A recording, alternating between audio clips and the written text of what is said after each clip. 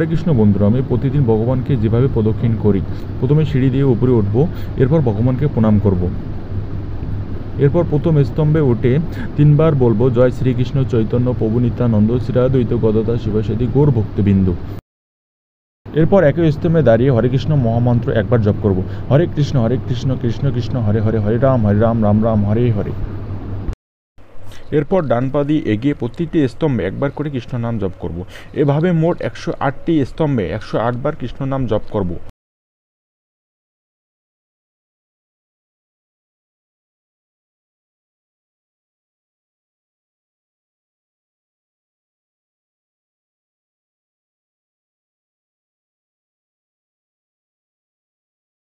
আপনারা দেখতে পাচ্ছেন বন্ধুরা, আমি জপ করতে করতে এদিকে চলে আসছি।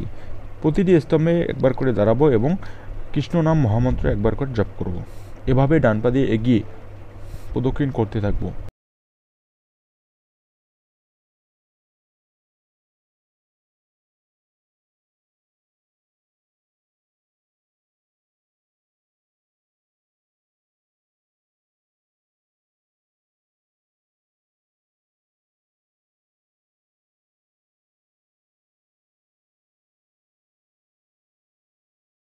এভাবে প্রদক্ষিণ করতে করতে যখন আমরা 108 বার অর্থাৎ 108টি স্তম্ভকেই প্রদক্ষিণ করব, তখন এই জায়গায় এসে পৌঁছাবো এবং এর সামনে দেখবেন ভগবান শ্রীকৃষ্ণের বিগ্রহ আছে।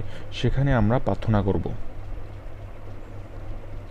প্রার্থনা শেষে ভগবানকে ভক্তি করব।